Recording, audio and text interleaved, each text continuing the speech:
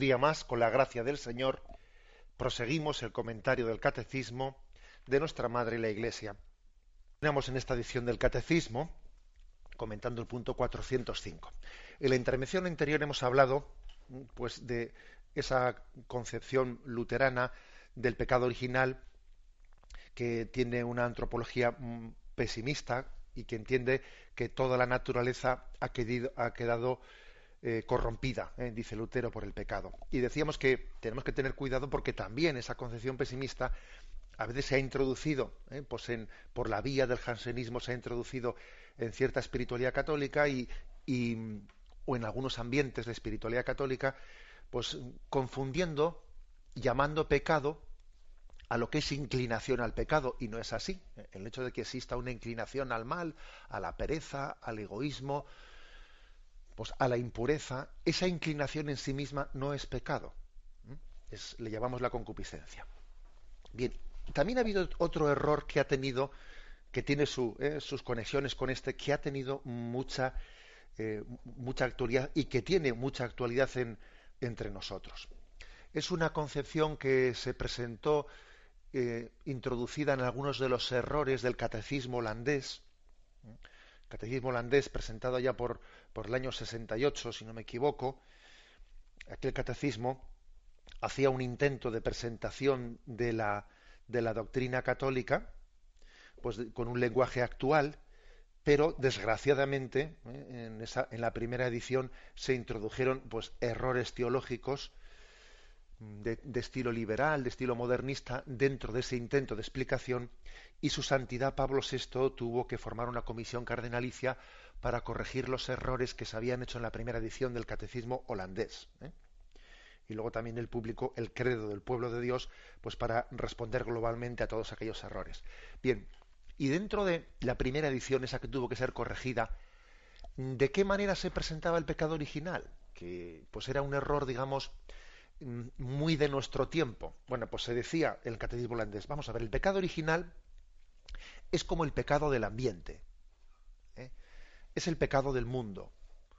Uno nace en pecado original. ¿Qué quiere decir eso?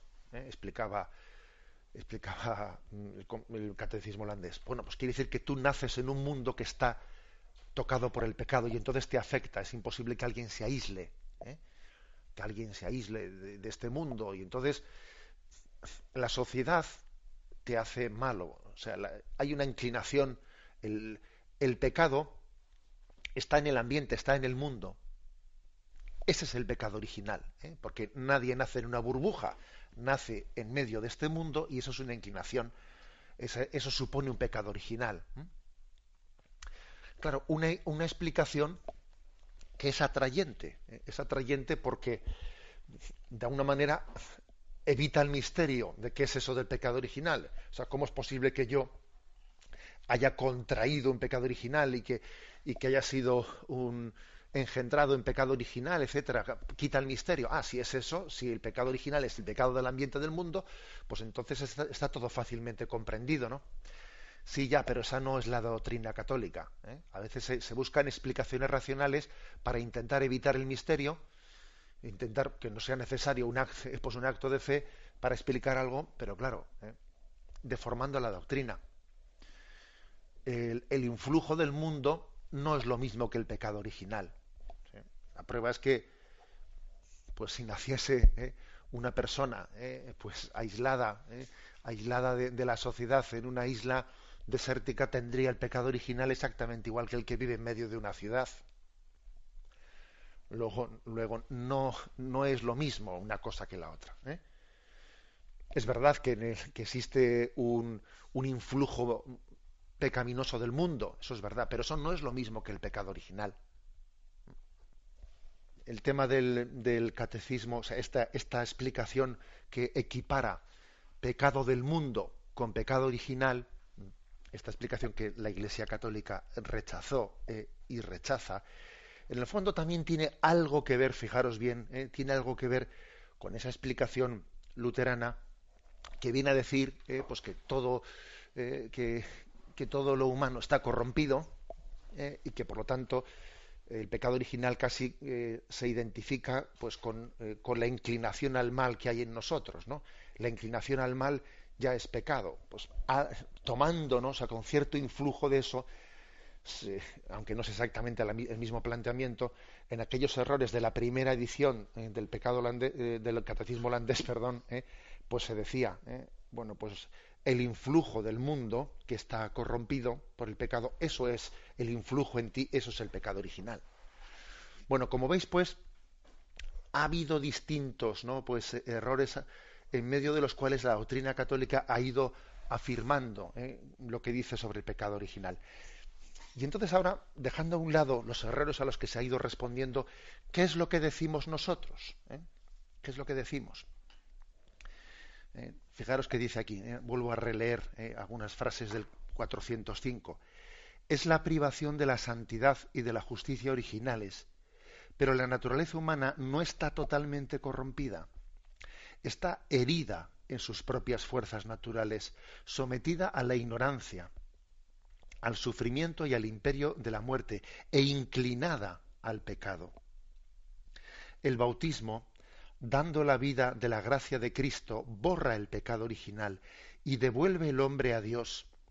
Pero las consecuencias para la naturaleza, debilitada e inclinada al mal, persisten en el hombre y lo llaman al combate espiritual.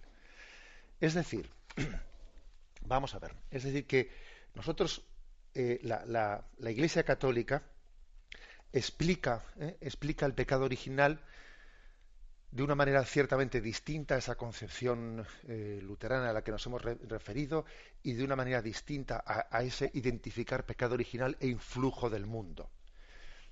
Lo que viene a decir la fe católica y la forma en la que los santos padres explicaron este misterio es algo más, digamos, ontológico, algo más ontológico. Es decir, Adán y Eva, antes del pecado original, estaban protegidos por Dios en un estado de santidad y de justicia original, y fruto del pecado original se rompe esa protección y nacemos en un estado, en una condición que no está protegida de esa manera.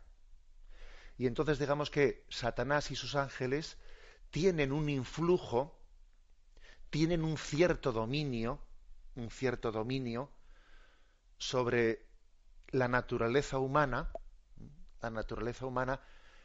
después de que el pecado original rompió esa protección que Dios tenía sobre nosotros. Pues bien, el bautismo precisamente lo que consiste es en un rescate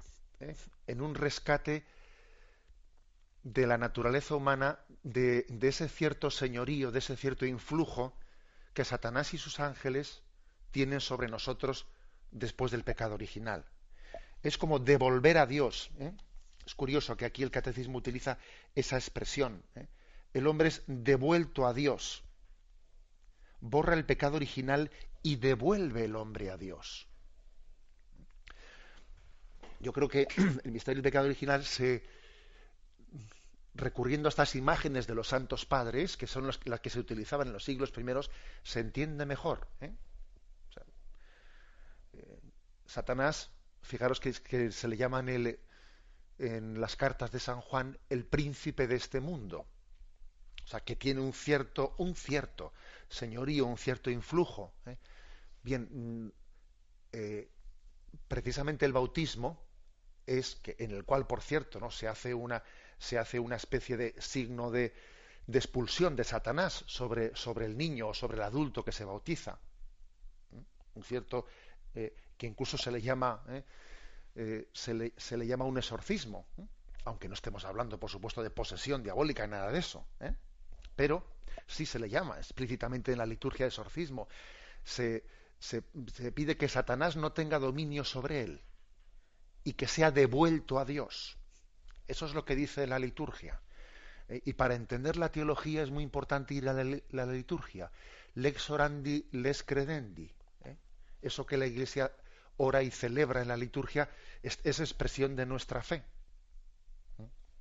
Nos iría mejor si a la hora de explicar la teología recurriésemos más a la Sagrada Escritura y a la liturgia.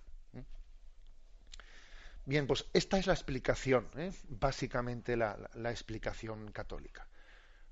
Lo que luego se enfatiza en este punto 405 es, bueno, pues cómo estamos heridos. Y ciertamente las heridas son fuertes, aunque nosotros no digamos lo que dijo Lutero, de que estamos totalmente corrompidos por el pecado original, pero no negamos que la herida es fuerte. Claro.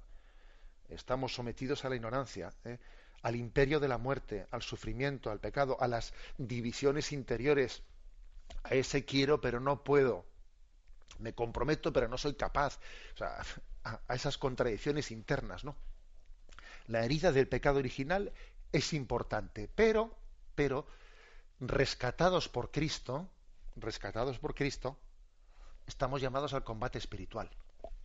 Yo me imagino que habrá más de un oyente, porque también somos hijos de nuestro tiempo, que entonces dirá, bueno, y entonces los que no están bautizados, los que no están bautizados, entonces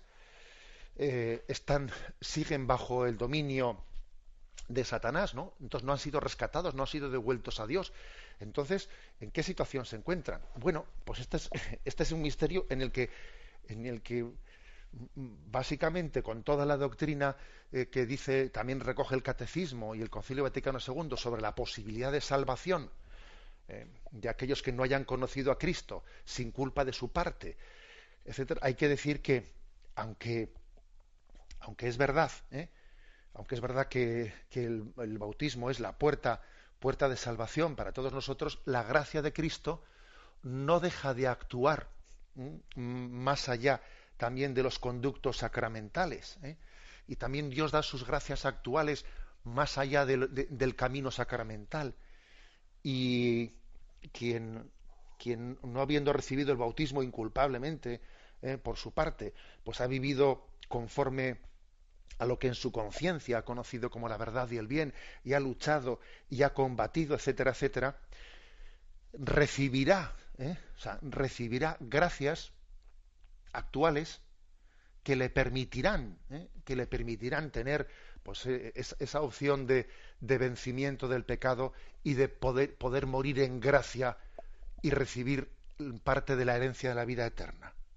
O sea que lo que ocurre es que nosotros luchamos por el bautismo porque entendemos que es pues el camino ordinario y no tan extraordinario, es decir, siempre será más fácil recurrir al camino ordinario en el que la gracia nos viene pues por un conducto más explícito, para entendernos.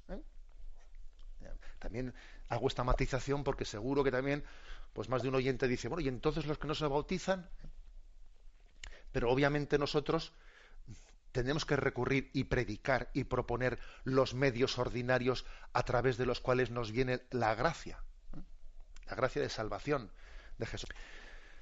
La bendición de Dios Todopoderoso, Padre, Hijo y Espíritu Santo, esté con vosotros. Alabado sea Jesucristo.